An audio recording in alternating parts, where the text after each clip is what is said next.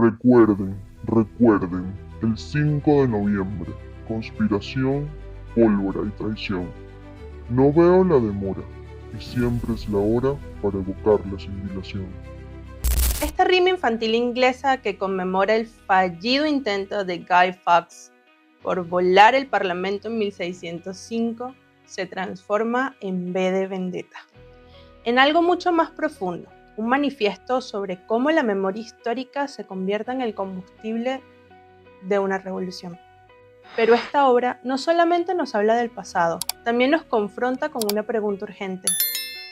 ¿Qué hacer cuando un sistema político ha cruzado la línea entre el gobierno democrático y la tiranía?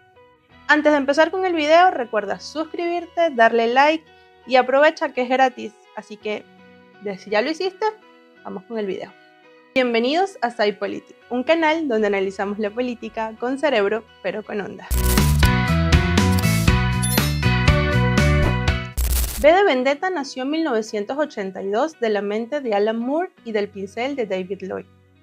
Era en plena época donde gobernaba Margaret Thatcher, cuando Inglaterra vivía una polarización brutal entre el neoliberalismo conservador y los movimientos de resistencia obrera. Alan Moore, declarado anarquista, no estaba escribiendo una simple ciencia ficción, estaba procesando el miedo colectivo que se estaba viviendo en ese momento en la democracia británica, porque también había miedo de que pudiese colapsar hacia el totalitarismo. La Inglaterra distópica que nos presentan está gobernada por el partido fascista Northfire.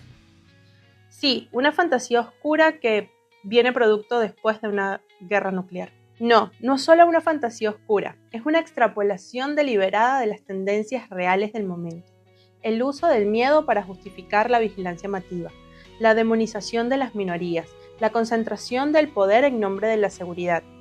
Moore nos está advirtiendo, el fascismo no llega siempre por botas militares, a veces llega con promesas de orden y estabilidad.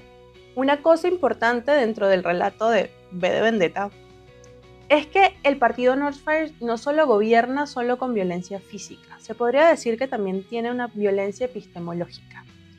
Controla porque se puede saber qué se puede recordar, qué versión de la historia existe. A través del British Television Network, el régimen bombardea constantemente a la población con su narrativa. Inglaterra fue salvada del caos por Northfire, los enemigos del Estado. Sí, esos, los homosexuales, los musulmanes, los disidentes políticos, todos ellos causaron la crisis. El líder es el padre protector de la nación. Y esto no es una estrategia nueva. Orwell lo advirtió en 1984. Quien controla el pasado, controla el futuro. Quien controla el presente, controla el pasado. Si quieres ver un poquito más de 1984, por acá te dejamos un videíto para que puedas ir a verlo. Hicimos una comparación allí con Un Mundo Feliz. Ahora, regresando a donde estábamos, es que los regímenes autoritarios buscan siempre reescribir de forma sistemática la historia porque su legitimidad va a depender de la narrativa fundacional específica. Si esa narrativa fundacional se desmorona, pues todo el edificio gubernamental colapsa. Nuestro protagonista, B, entiende esto profundamente. Su insistencia obsesiva en recordar el 5 de noviembre no es una nostalgia romántica, es realmente una estrategia política. Está creando un contrarrelato, está rescatando del olvido forzado la memoria de lo que Guy Fawkes intentó, desafiar un poder que consideraba ilegítimo, y B reconecta el presente con una tradición de resistencia que Northfire intentó borrar. Sin embargo, B va mucho más allá. Cuando Ivy descubre los diarios de Valerie en su celda, está accediendo a una memoria prohibida, la experiencia vivida de una mujer lesbiana que fue arrestada, torturada y asesinada por el régimen de Northfire. Valerie escribe: nuestra integridad se vende por tan poco, pero es todo lo que realmente tenemos. Es el último centímetro de nosotros. Este documento clandestino hace algo que ni las estadísticas ni los manifiestos políticos pueden hacer. Humaniza a las víctimas que el régimen deshumanizó. Y es que el régimen puede justificar la eliminación de enemigos abstractos, pero no puede justificar el asesinato de Valerie una vez que conocemos su historia, sus miedos, su humanidad. La memoria específica de esa persona íntima es un arma contra la abstracción de la deshumanización del fascismo o de cualquier otro régimen autoritario o totalitario. El descubrimiento crucial de toda esta historia es que Northfire creó deliberadamente una crisis biológica que lo llevó al poder. El virus que mató a miles de personas y que fue desarrollado en un campo de detención de Larkhill, ese donde B fue sujeto de experimentación. El partido causó el trauma que luego solucionó como un bombero pirómano que se convierte en el héroe apagando sus propios incendios. Un solo objetivo y no respeta el proceso político. En tanto más poder adquieres, más obvio su fanatismo y la agresividad de sus seguidores va en aumento.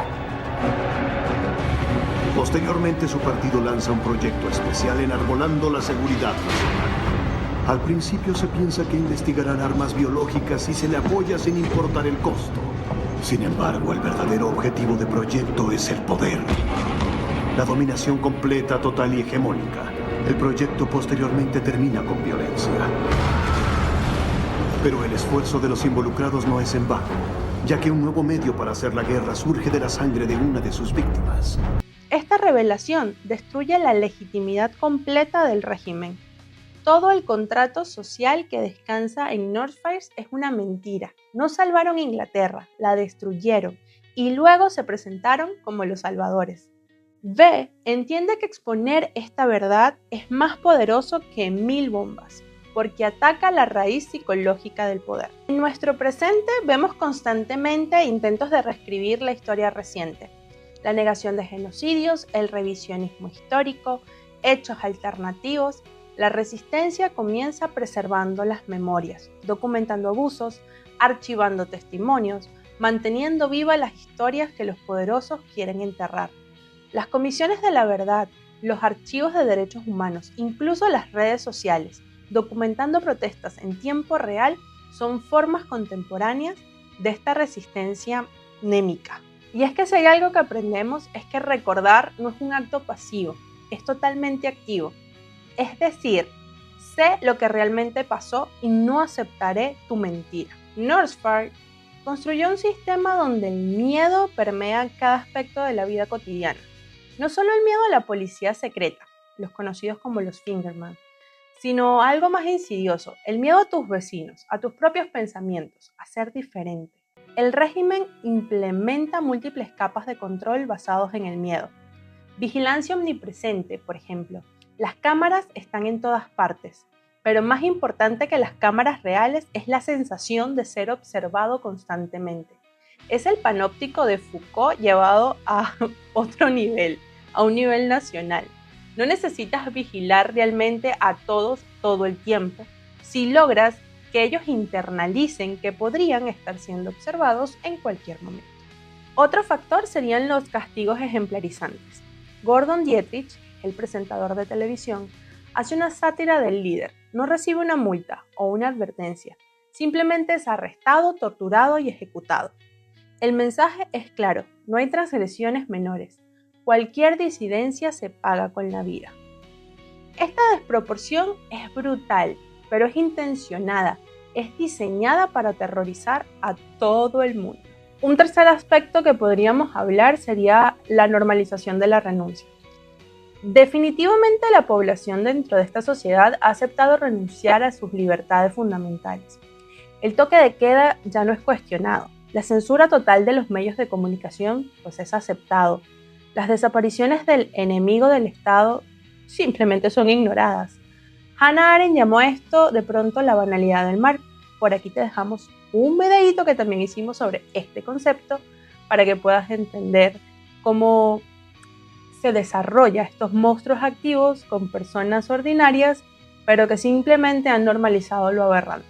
El miedo como contrato social es otra cosa perversa dentro de este mundo. Aquí el truco es brillante, ya que Northfire ha convertido el miedo en su propio contrato social. Nos dan su libertad, mientras nosotros les damos seguridad. Es el mismo intercambio del que Thomas Hobbes propuso en el Leviatán. Por acá hay otro videíto que les dejamos para que puedan ver más sobre los contratos sociales, no solamente el de Hobbes. Pero resulta que lo pervertido dentro de todo esto es que el Leviatán se ha convertido en un monstruo que protege. El inspector Finch, la policía que eventualmente ve la verdad, encarna este contrato. No es un sádico, es un profesional que cree genuinamente que el orden de Northfire, aunque duro, es preferible al caos. Su arco es crucial porque representa a las personas buenas que sostienen sistemas malos. Aquellos que siguen órdenes, hacen el trabajo, dicen que están protegiendo a la sociedad. B comprende algo fundamental, y es que el poder de Northfire no radica en una fuerza real, sino en el miedo de la población. Por lo tanto, su estrategia no va a ser solo atacar físicamente al régimen, tiene que buscar destruir psicológicamente el aura de invencibilidad. Cuando V vuela Old Valley, no está cometiendo un acto de destrucción sin sentido. Old Valley representa la justicia británica y volarlo es una declaración simbólica. Su sistema de justicia es una farsa y se lo demuestro reduciéndolo a escombros mientras ustedes pueden mirar. Pero espera, es a la señora Justicia a quien dedico este concierto, en honor de aquello que parece haber sido arrebatado a este lugar, y en reconocimiento del impostor que ocupa su lugar.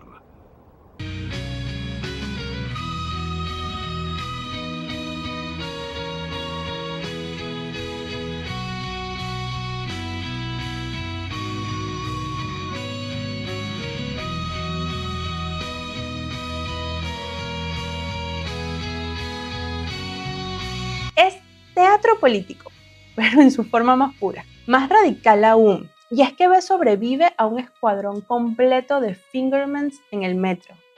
No solo sobrevive, sino que mata a todos mientras él está desarmado inicialmente. Greedy y sus hombres lo acribillan, pero B no cae. Desde la perspectiva del régimen, esto es aterrador. Y es que sus armas más poderosas son inefectivas, convirtiendo todo en algo mitológico, en algo inmortal ante la percepción pública. Esta escena es clave para entender la estrategia de B. ¿Por qué no te...? Detrás de esta máscara hay algo más que carne. Detrás de esta máscara hay una idea, señor Greedy. Y las ideas son a prueba de balas. B ha dejado de ser un hombre, se ha convertido en un concepto, en el concepto de la resistencia. Y es que no puedes matar un concepto. Al final, vemos algo extraordinario. El líder, Adam Sutler, el hombre más poderoso de toda Inglaterra, está aterrorizado. Grita por el teléfono a Greedy con su voz quebrándose. El hombre que inspiraba terror universal ahora lo que siente es miedo. Y cuando Greedy lo traiciona por codicia, vemos cuán frágil era todo dentro del sistema. Solo era un grupo de hombres asustados aferrándose al poder. La población, al ver al régimen sangrar, al ver que B puede desafiarlo y sobrevivir, comienza a superar ese miedo. En la escena final, miles de personas marchan hacia el parlamento usando esto, la máscara de B. Y los soldados bajan sus armas, porque disparar a miles es diferente a arrestar a ciertos individuos en la oscuridad. El miedo ha cambiado de bando. Los soldados ahora temen a las consecuencias de masacrar a su propio pueblo. Los regímenes autoritarios contemporáneos siguen usando las mismas herramientas de leyes antiterroristas que son vagas para que puedan ejecutarse por cualquiera. Utilizan la vigilancia masiva que justifica la seguridad.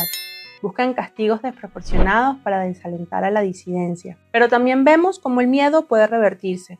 Cuando las madres de Plaza de Mayo en Argentina desafiaron abiertamente la dictadura militar buscando a sus hijos desaparecidos, estaban haciendo lo que B hizo, demostrando que el régimen no era omnipotente, que podría ser desafiado. Cuando un solo hombre se paró frente a los tanques en Tiananmen, transformó el miedo en algo totalmente distinto.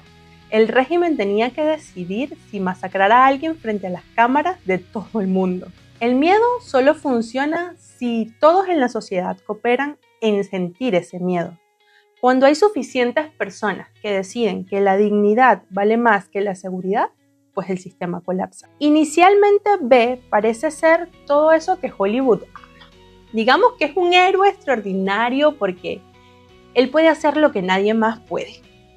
Es brillante, es letal, tiene una guarida secreta llena de arte prohibido, habla en verso, digamos que es Batman, si Batman realmente quisiera cambiar el sistema en lugar de mantenerlo. Pero Alan Moore, digamos que fue un poco más inteligente para detenerse allí. Si V de Vendetta fuera solo un superhéroe venciendo a villanos, sería un entretenimiento escapista. Realmente lo que buscaba Moore era mostrar la resistencia política real. El problema del héroe solitario es que su éxito depende completamente de él. Si muere, todo termina. Más problemático aún es que crea dependencia. La población espera ser salvada en lugar de salvarse a sí misma. B entiende esta trampa y su plan es un poco más ingenioso. No es volar solamente edificios, sino evitar convertirse en un mesías. La decisión de B de utilizar esto, la máscara de Guy Fawkes, no es una cosa estética, sino que es algo estratégico. La máscara hace varias cosas de forma simultánea. Vamos a hablar un poquito de esto. Digamos que borra tu individualidad. Nadie sabe quién eres, nadie sabe quién es B. Y esto es deliberado. Si B fuera identificable como John Smith, el profesor de literatura, su resistencia sería personalizada, reducida a los agravios individuales del propio John Smith. La máscara universaliza. B podría ser cualquiera, por lo tanto nos representa a todos. Esta mascarita crea replicabilidad, y es que una persona específica realmente no puede ser replicada. Pero es que un símbolo como este sí. Cuando se comienzan a distribuir miles de máscaras a la población, lo que se está haciendo es que todos puedan ser B. No estás imitando a un líder carismático, no, estás adoptando este símbolo que pertenece a la resistencia y que pertenece a todos por igual. Otra cosita que hace esta máscara y es que protege mediante el anonimato. La máscara es una protección práctica. Es que en un estado de vigilancia, el anonimato dentro de la resistencia es importante, porque la vigilancia individual se vuelve imposible. Este mismo principio fue el que utilizó Anonymous en protestas reales, el anonimato colectivo como escudo. Conecta con la tradición de la resistencia. Y es que al elegir la máscara de Guy Fawkes, B no inventa de la nada, sino que conecta con la memoria cultural existente, y que es prácticamente un buen desafío al poder.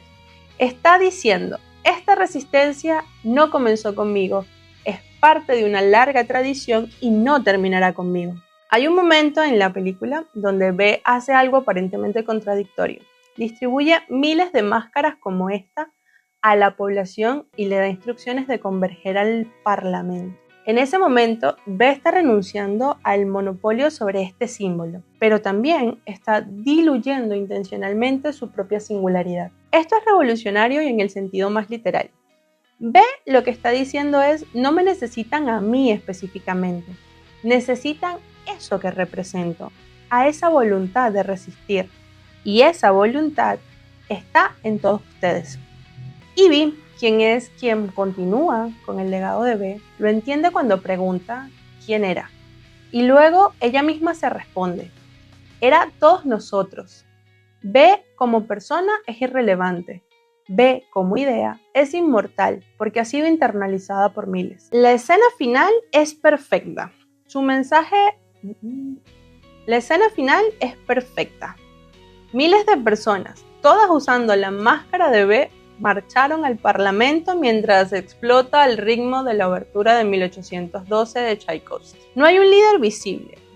No hay discursos inspiradores de B desde los escombros, porque B está muerto. Pero su muerte es irrelevante porque dejó de ser una persona que se convirtió en un movimiento. Los soldados terminan bajando las armas porque no están enfrentando solo a un terrorista solitario al que podían demonizar.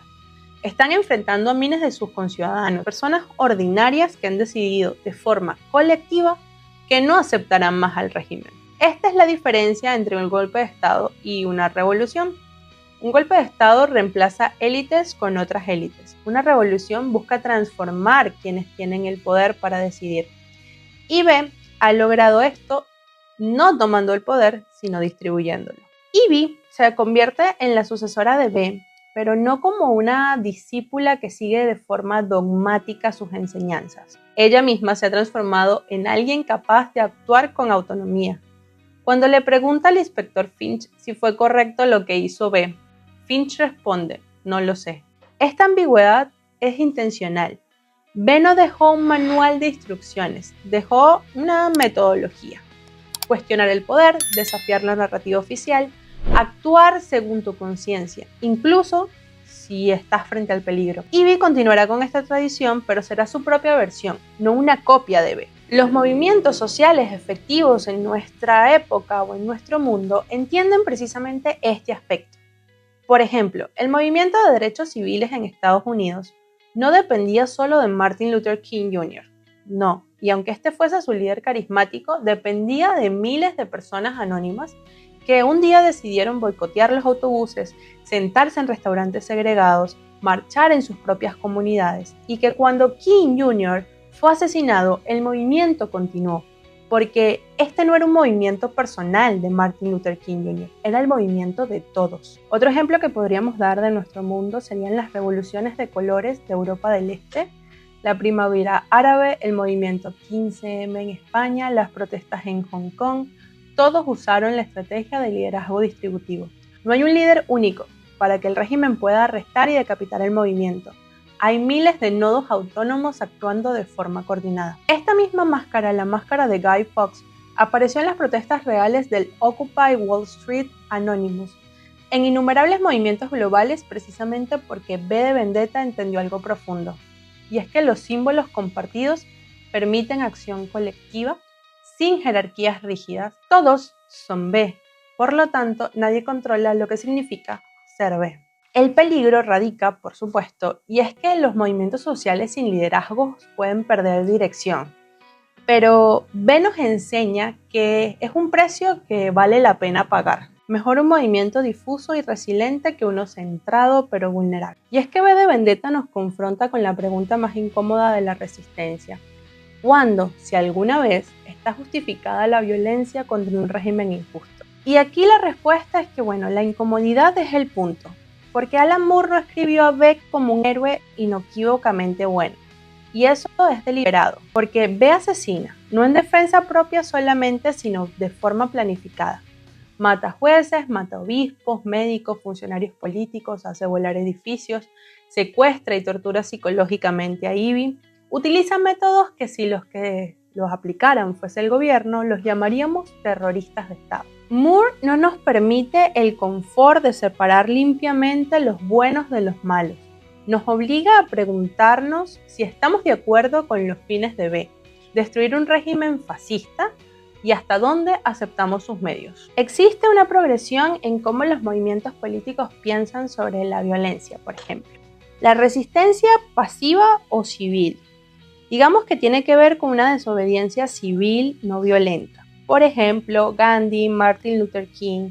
La premisa es la superioridad moral de la no violencia. Eventualmente convencerá o avergonzará a los opresores. Otra podría ser el sabotaje, la destrucción de la propiedad, pero sin daño físico a personas. El movimiento sufragista británico que incendiaba buzones de correos, por ejemplo el Earth Liberation Front, destruyó equipos de deforestación. Otro podría ser la violencia defensiva. Responder con fuerza cuando se es atacado. Malcolm X diría algo así como por cualquier medio necesario, y las panteras negras patrullando con armas para proteger a las comunidades de la brutalidad policial. Otra sería la violencia ofensiva o revolucionaria, atacar activamente a estructuras e individuos del régimen opresor, y esto es precisamente lo que hacía B. Y es que B no quería ni creía que debía reformar Northfire. No busca elecciones más justas, a un líder menos brutal, o protecciones constitucionales más fuertes. Realmente lo que busca es destruir al sistema desde la raíz. Sin embargo, y pese a todo lo que te dije antes, Alan Moore también nos muestra un problema con la violencia que lleva adelante B. Primero podríamos hablar del autoritarismo en miniatura. Y es que B secuestra a Ivy, la encierra, la hace creer que será ejecutada, todo para liberarla del miedo. Esto es manipulación profunda, digamos que un casi culto, pero es que B decide de forma unilateral que tiene derecho a traumatizar a Ivy por su propio bien. Es paternalista en el extremo. ¿Qué lo diferencia de Northfield, por ejemplo, decidiendo de forma unilateral que es mejor para Inglaterra? Otra cosa que destaca Moore de la violencia de B es la violencia indiscriminada. Cuando B vuela Old Bailey, por ejemplo, y luego el Parlamento, ¿cuántos trabajadores de mantenimiento, guardias de seguridad, personas ordinarias mueren durante el proceso? B los trata como daño colateral aceptable. Esto es exactamente la lógica que utilizan los regímenes contra precisamente lo que él está combatiendo. Y dentro de esto podemos hablar mucho más. También podemos hablar de cómo se plantea el vacío de poder y cómo plantea la muerte de la humanidad del revolucionario. El dilema de la violencia justa en sistemas injustos, digamos que es muy complicado. Y es precisamente aquí donde está la trampa. Porque en una dictadura totalitaria las reglas están siendo manipuladas. Si solo puedes protestar donde el régimen lo permite, si solo puedes hablar porque el régimen lo aprueba, si el régimen controla toda la información, entonces jugar por sus reglas garantiza tu derrota. Pero si logras romper esas reglas de forma completa como lo hizo B, si usas métodos que no respetan derechos humanos básicos, entonces no te has convertido en aquellos que tú mismo estás combatiendo. El historiador Howard Zinn, quien apoyaba la desobediencia civil, pero que cuestionaba la violencia revolucionaria, argumentaba diciendo algo como la violencia crea nuevos problemas mientras pretende resolver otros. El problema es que la no violencia requiere que tu opresor tenga algún grado de conciencia o de vulnerabilidad a la presión moral. Pero, ¿qué pasa si no la tiene? Y en este caso, B no responde a esta pregunta. Lo brillante de Moore es que no resuelve este dilema. B tiene éxito en sus objetivos inmediatos, pero muere en el proceso. Ivy continúa su legado, pero la obra termina sin mostrarnos qué tipo de Inglaterra se construirá después. Moore nos deja con la incomodidad, de forma deliberada, de haber simpatizado con un terrorista, un individuo que usó la violencia contra civiles, contra estructuras públicas, para objetivos políticos. Que sus objetivos sean destruir al fascismo no cambia sus métodos. En nuestro mundo real, esta pregunta todavía persiste y no las tenemos que hacer. Por ejemplo, Nelson Mandela utilizó métodos no violentos, y sí, bien, pero también fundó el ala armada de la ANC. ¿Fue hipocresía o pragmatismo necesario? Los kurdos están combatiendo contra ISIS, usaron la violencia ofensiva. ¿Estaba justificada? Los ucranianos están resistiendo la invasión rusa mientras matan soldados. Es lo mismo que B, está matando funcionarios de Northfire. La lección de B de Vendetta no es la violencia siempre está bien, pero tampoco es la violencia nunca está bien. Realmente es cuando un sistema es lo suficientemente corrupto, las opciones morales limpias desaparecen y tendrás que vivir con la ambigüedad de tus decisiones. Así que si te gustó este video, por favor dale like, comenta, comparte. Eso nos ayuda a nosotros a seguir generando contenido. Esto fue SciPolitic, un canal donde analizamos la política con cerebro, pero con onda. Adiós.